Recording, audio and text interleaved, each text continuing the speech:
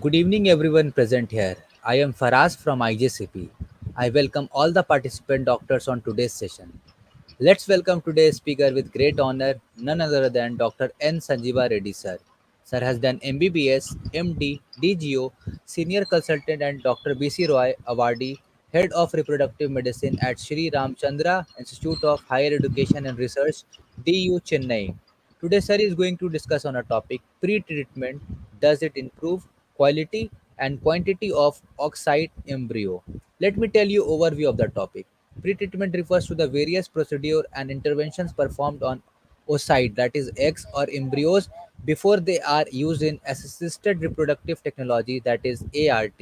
The goal of pre-treatment is to optimize the quality and quantity of oocytes or embryos, ultimately increasing the chances of successful pregnancy.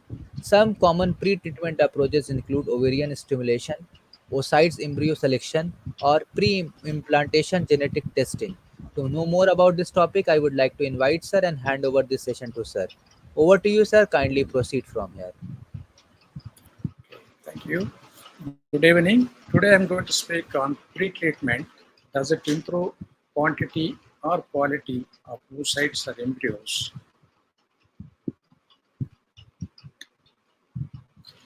Ovarian stimulation is a crucial step in the success of IVF.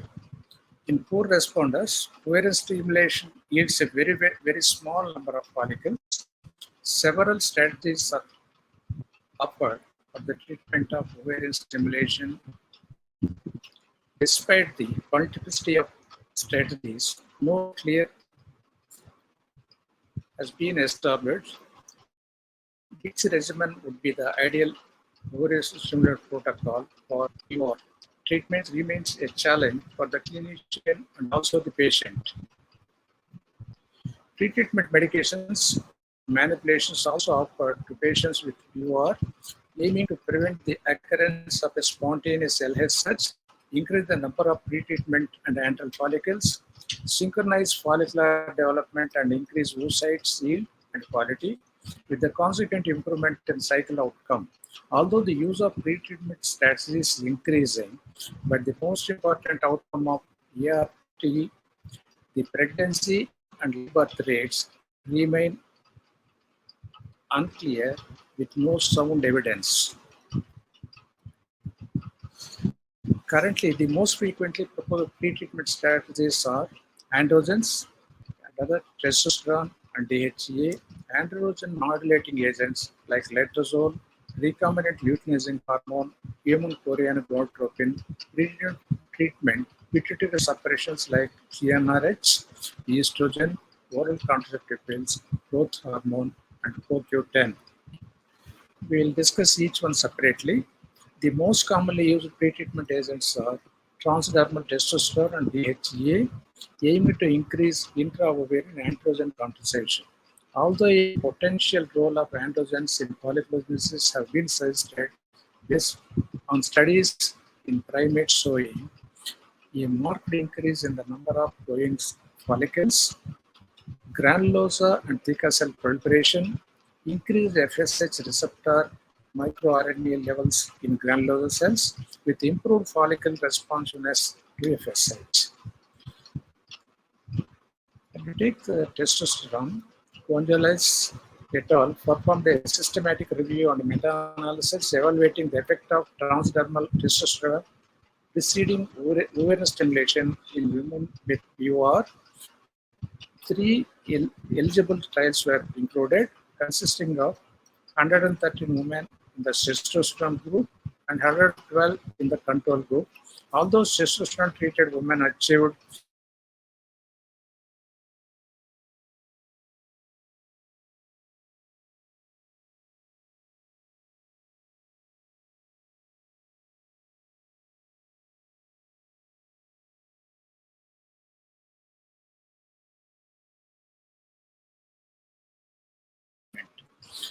a randomized clinical trial by Rosado et al. Designed to detect a difference of 1.5 cumulus oocyte complexes between testosterone pre-treatment, that is testosterone gel, for 21 days or no pre-treatment, failed to reveal any difference in poor responders undergoing intracytoplasmic sperm injection. An RCT by Sabira et al.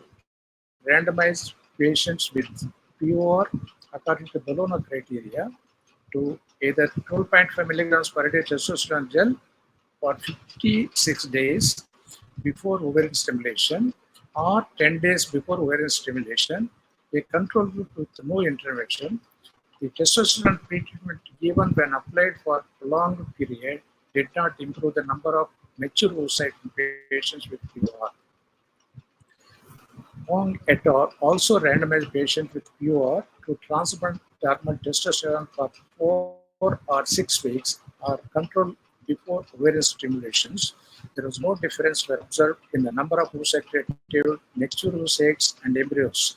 With regard to clinical and ongoing pregnancy rate, there were significantly higher in the transdermal testosterone treatment group when compared with the control group, whereas no difference were observed between the either 4 weeks or 6 weeks. There is no difference, but there is increase in the pregnancy rate. To summarize, although early human studies were encouraging in favor of testosterone treatment in patients with POR, recent evidence is unconvincing. Moreover, interpretation of the studies is compromised by the variation in the type, dose, and duration of testosterone supplementation. Hopefully, the current ongoing multi-center double-blind placebo-controlled RCT, that is called T-Transport, will shed more light on this subject. When it comes to the dehydroandrosterone, DHEA is a steroid secreted from the zona reticularis and ovarian theca cells and has a crucial role in the synthesis of estradiol. Dehydroepiandrosterone was suggested to improve primordial follicle recruitment, the number of small preantral and antral oocyte yields, improve oocyte and embryo quality, and meiotic maturation, and the consequent reduction in aneuploidy and miscarriage rates.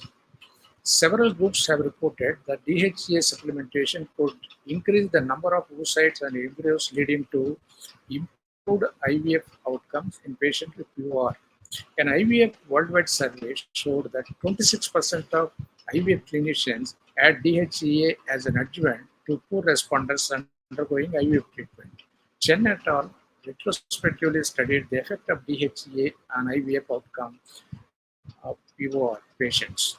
Although DHA supplementation was shown to improve outcome of POR, even more interesting is that DHA treatment in patients with lower DHEAS, that is less than 180 milligrams per DL, had a more pronounced effect, providing greater possibility of attaining more than 3 oocytes. So, if in their serum, if you test, it won't work for all patients. If DHEAS is less than 180 milligrams per liter, then it will respond. If it is more than above 180 milligrams, it may not work. Jiang et al. Conducted a systematic review and meta-analysis to evaluate the effect of DHEA supplementation on ovarian response as well as IVF cycle outcome. Of the 21 eligible publications, 8 were RCTs, 10 cohort studies, and 3 case control studies. DHA pre-treatment, the dose usually 75 to 90 milligrams per day for 1.5 to 6 months, was significantly increases the clinical pregnancy rate, live birth rate, implantation rate, antral follicle count, and also at the same time it reduces the miscarriage rate.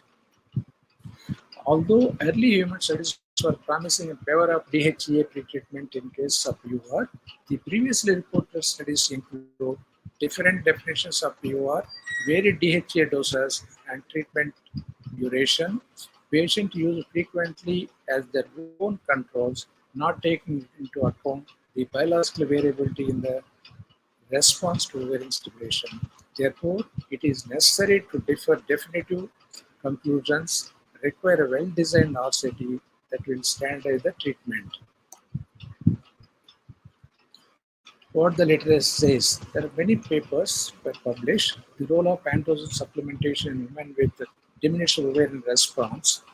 The conclusion of this study is Despite the vast amount of available literature on the use of DHEA and testosterone in POR patients, the bulk of evidence is still limited to draw definitive conclusions.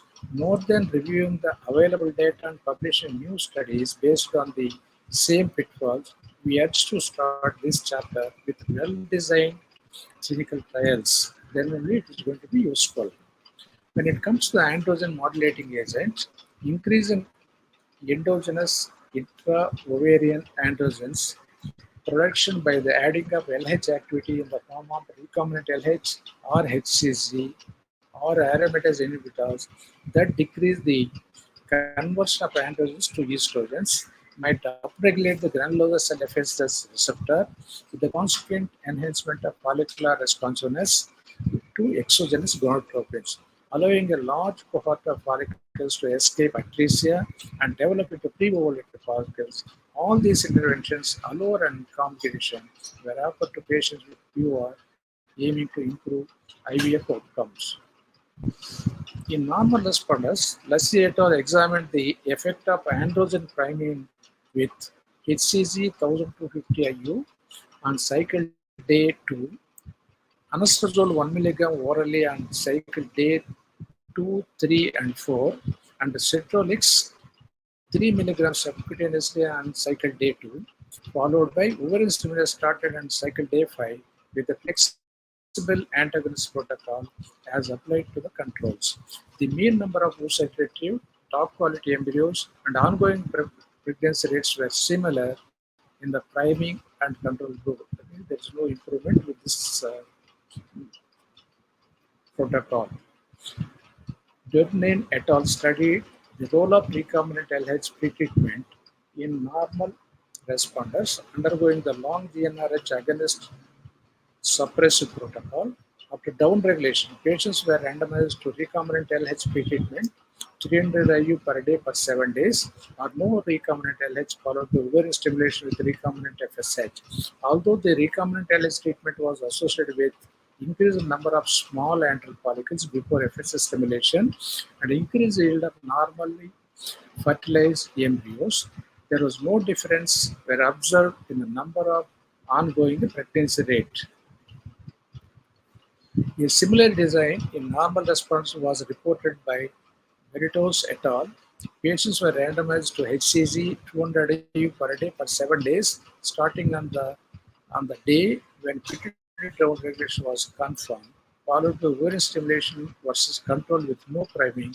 Although the mean number of oocyte retrieved was not significantly different between the two treatment groups, the percentage of patients with more than one high-grade embryo and was significantly higher in the priming group. Berker et al. In a prospective crossover study enrolled 14 poor responders according to Bologna criteria. Patients were treated with androgen priming, which consisted of transdermal androgen 25 milligrams testosterone net, oral letrozole 22.5 milligrams, and subcutaneous HCG 2500 IU, that is called Andro IVF protocol, throughout the menstrual cycle before the ovarian stimulation cycle. In this study, the Andro IVF protocol was shown to improve clinical outcomes of patients with POR as reflected by the number of oocyte retrieved and clinical pregnancy rates were improved. So with this protocol, there is improvement of oocyte retrieval and also pregnancy rate. In a recent study of 30 patients with POR according to Bologna criteria, Wang et al. Offered the ultra-long downregulation with GnRH agonist, followed by ovarian stimulation with the multiple dose GnRH antagonist protocol. Androgen priming consists of low dose recombinant HCG, that is 260 IU, every day, every second day, plus letrozole 2.5 milligrams per day, both for 8 weeks, with the first day of ovarian stimulation. Although circulating sex steroid levels remained unchanged during the androgen priming, the mean AMH level decreased and AFC was 4 to 5 in the study. No ongoing pregnancies were obtained. Although in normal responders, Androgen modulating agents were shown to improve ovarian stimulation characteristics without the consequent increase in pregnancy rate. Even though there is some improvement in the number of follicles, number of oocyte retrieved, number of embryos slightly increased, but there is no difference in the pregnancy rate. So, further large prospective studies are needed to elucidate the role of androgen modulating agent in patients with POR. When it comes to the pituitary suppression pre-treatment, FSH elevation during the luteal-follicular transition in some patients with PUR may lead to an accelerated growth of few follicles with a concomitant suppression of the less sensitive ones, resulting in the poor response to ovarian stimulation. Pre-treatment with GnRH antagonist, estrogen, or OCP oral contraceptive pills was offered to patients with PUR in the late luteal phase preceding ovarian stimulation, aiming to achieve endogenous gonadotropin suppression and a uniform follicular recruitment and synchronization during the subsequent ovarian stimulation cycle. Late luteal phase GnRH antagonist treatment causes an abrupt decrease in gonadotropin levels, luteolysis, and a uniform cohort of follicles suggested as test aiming to increase oocyte yield. Humeda et al. Investigated patients with PUR undergoing ICSI cycles with patients serving as their own control. Patients who offered the CRASH protocol, which include the GnRH antagonist cetrorelix 0.25 milligrams given in the late luteal phase on cycle day 23, followed by flexible GnRH antagonist protocol. The CRASH protocol resulted in significantly more follicles, oocytes, and transferable embryos compared with the preceding long protocol with reasonable implantation and pregnancy rate. There is some improvement is there with this thing. Next is a decade later, Olgan and Humeden retrospectively investigated the effect of luteal GnRH antagonist pretreatment on the outcome of patients with PUR who were treated with the FSH letrozole GnRH antagonist protocol. Although pretreatment with GnRH antagonists for 5 consecutive days during the late luteal phase, a more synchronized follicles growth, a higher maturity rate, more cleavage stage embryos, and high blastocyst rate and high clinical pregnancy rate was not significantly higher. So even though the improvement is there, the other things, but the pregnancy rate is not that much thing. The, the paper does a daily co-administration of gonadotropins and letrozole during the ovarian stimulation improve IVF outcome, published in Journal of Ovarian Research. Here, the conclusion of the study is if you add letrozole, co-treatment during the entire stimulation course improves ovarian response and the IVF outcomes in poor or suboptimal respond. So, instead of giving 5 days, if you continue this letrozole 2.5 milligrams throughout the cycle along with the stimulation, so the result will be improved. Next is when it comes to GnRH releasing hormone antagonist. Nelson et al. Treated 60 patients with PUR with GnRS antagonist from day 3 to day 5 before expected start of menstruation. See that here what we will be doing from 26th day onwards for 3 to 5 days you give the antagonist, and after when she gets periods also continue this antagonist for 4 to 7 days followed by ovarian stimulation with recombinant FSH.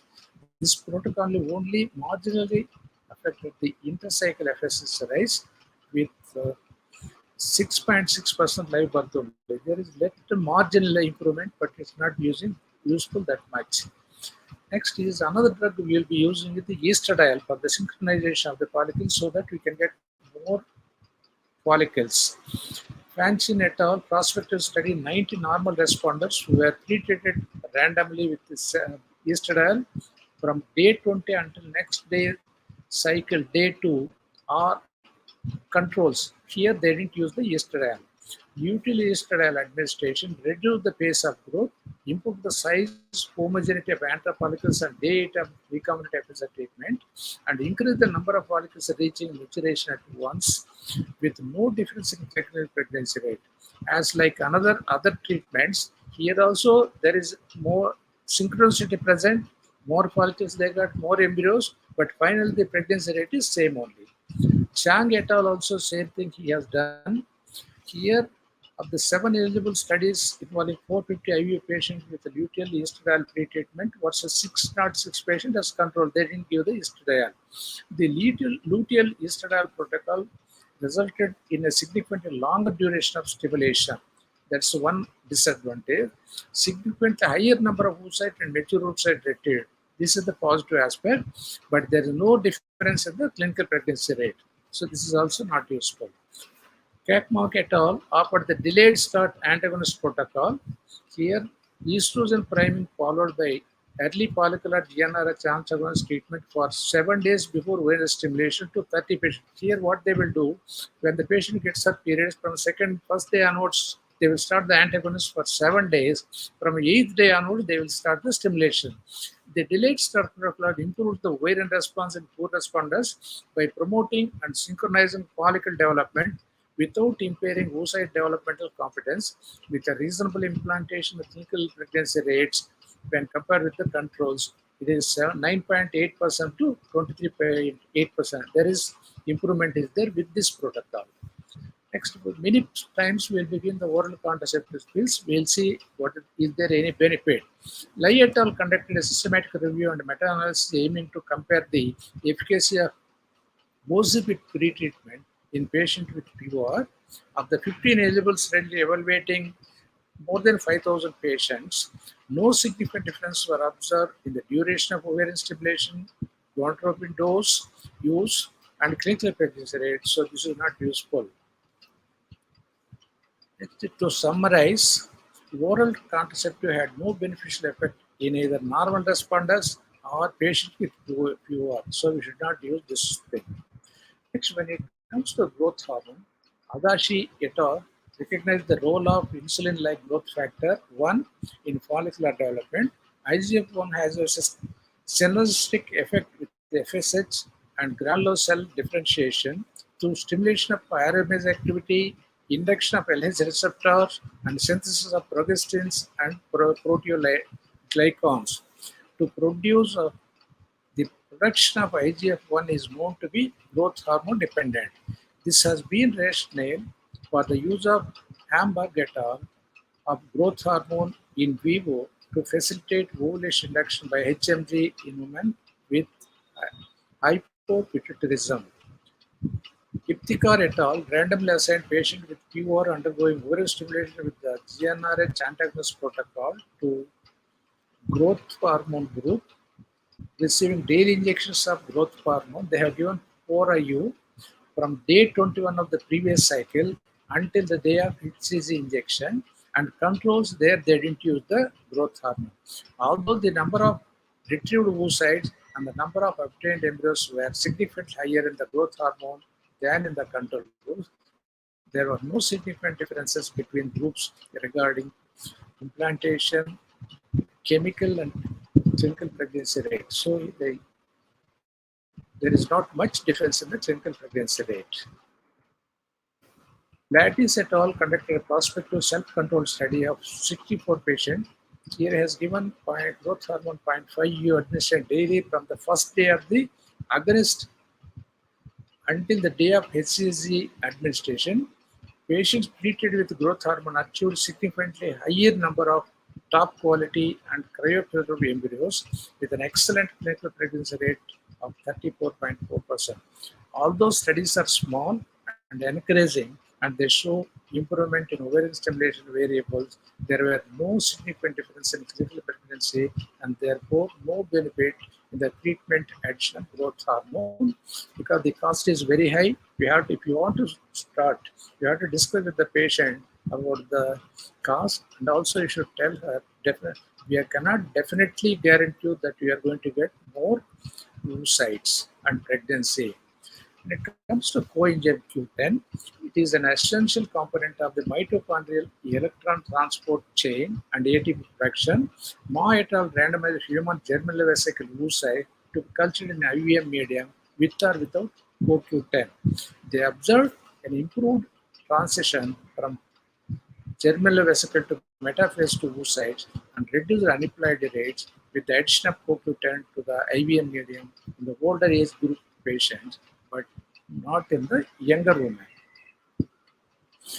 Bento et al. Conducted a double-blind placebo-controlled randomized trial including IVF patient aged between 35 to 43 years. The patient was randomized either to CoQ10, that is, the dose is 600 milligrams per day, or placebo for 2 months before IVF cycle.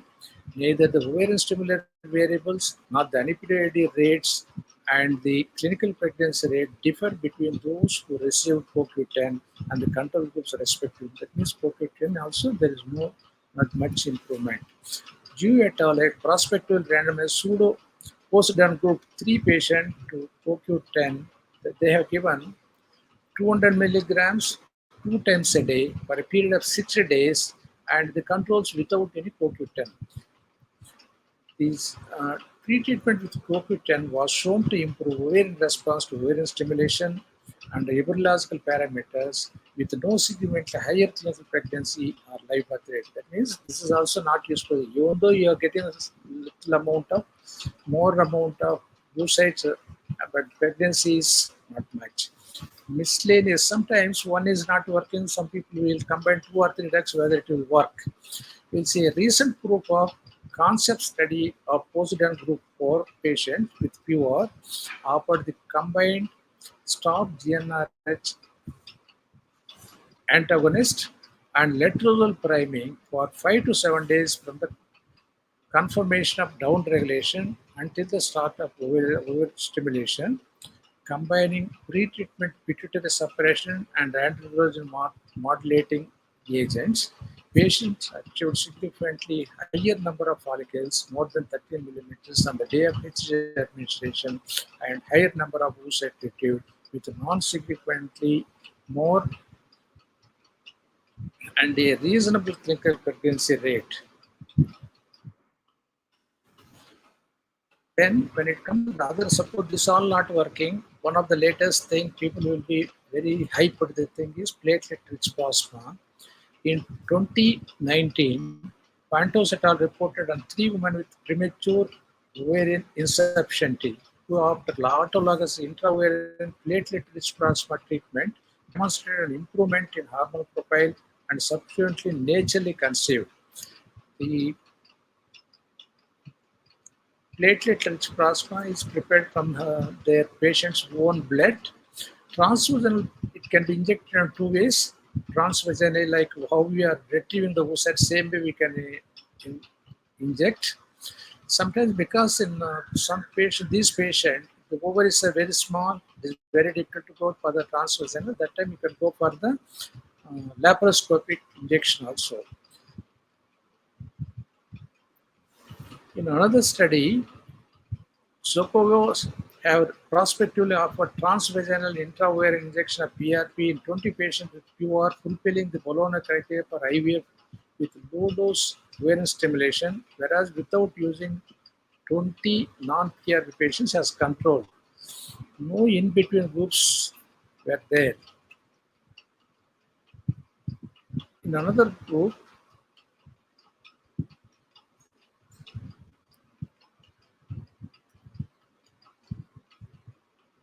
Kekeroglu et al. Offered intraovarian injection of autologous PRP to 313 primary ovarian insufficiency patients, aged between 24 to 40 years.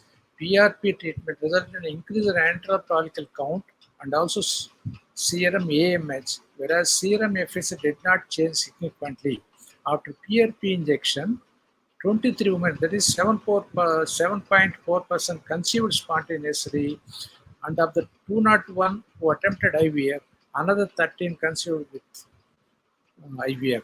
A total, that means 8% achieved live birth rate in this IVF after IVF.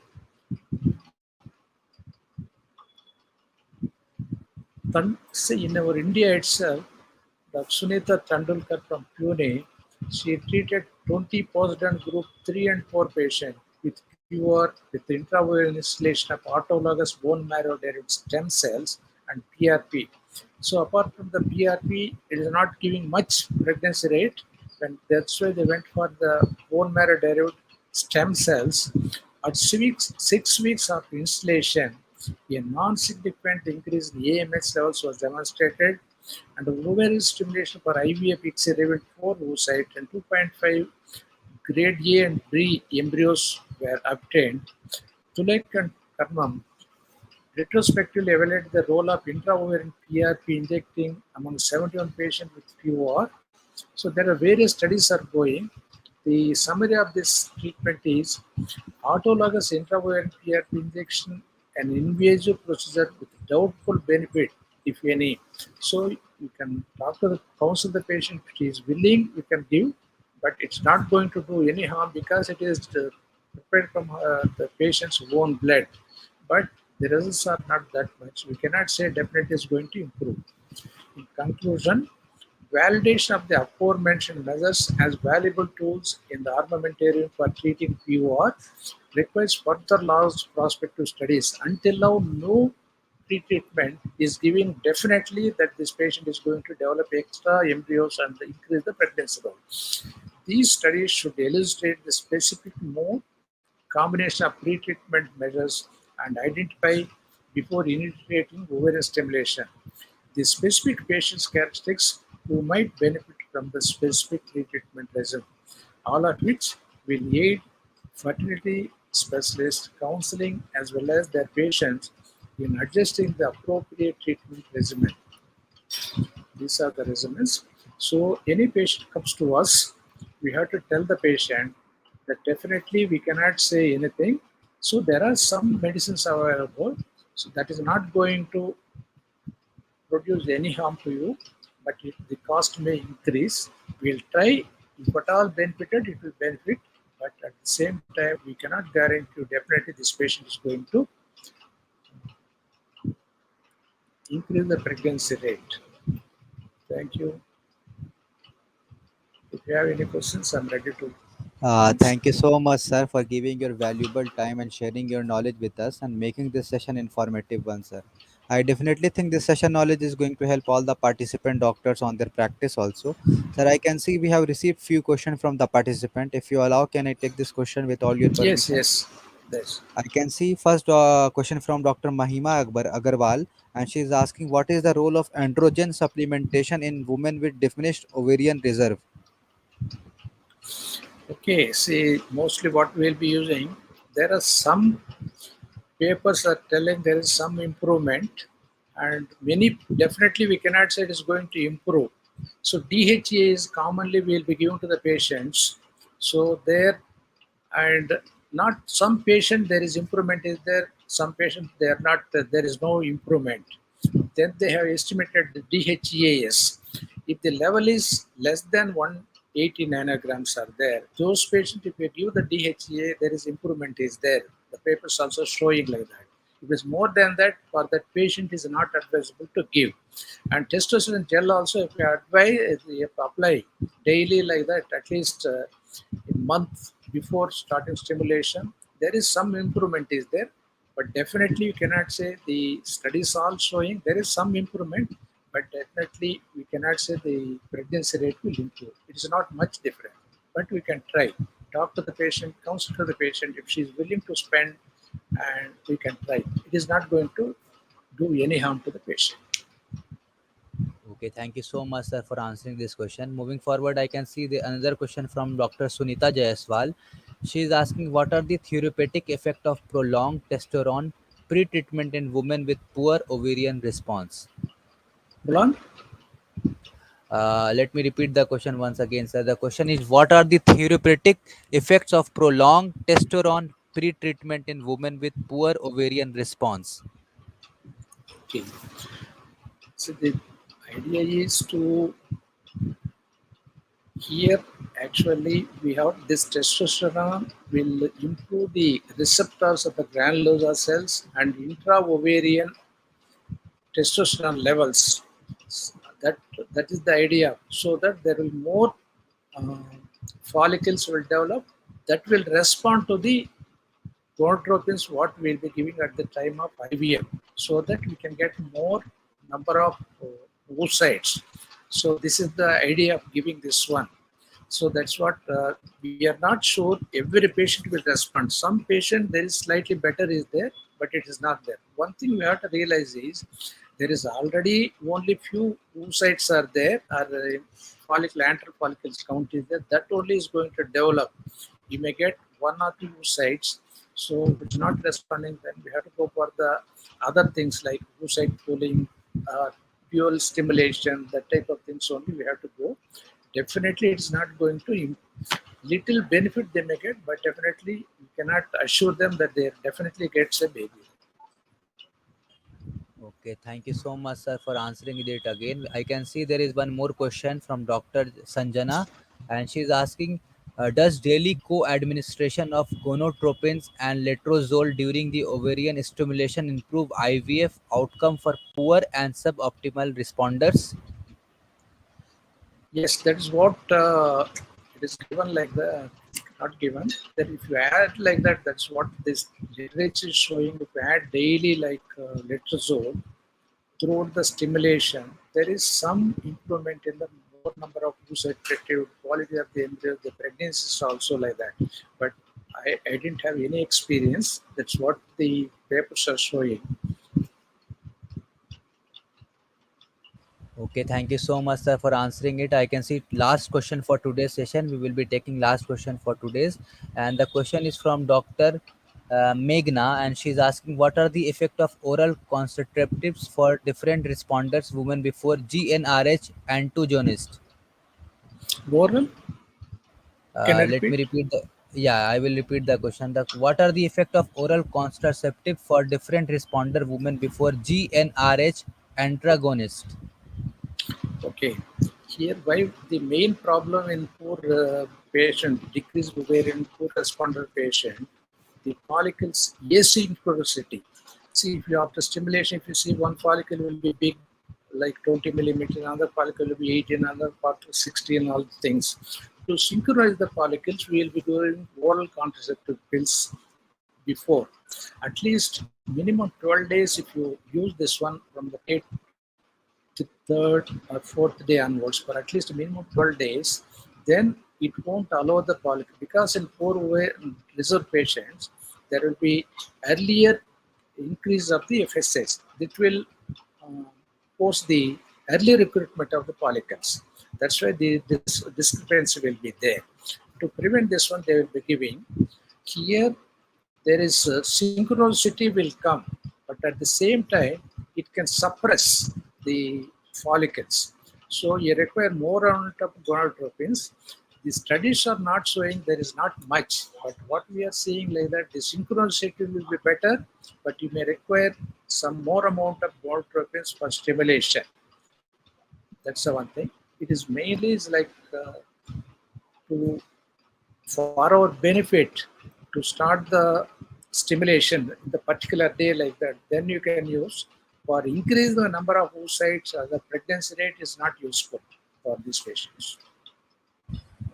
Okay, thank you so much, sir, for answering all the question. I hope doubts of all the participant has been clear. As I can see, there is no more question from the participant end. If you allow, can I conclude this session with all your permission, sir? Yes, yes. Okay, Thank thank you. you so much, sir, once again for taking out your precious time on our platform, sir. And hope to see you again with different topic. Till then, take care of yourself. We are closing here, sir. Thank you so much. Okay, thank you.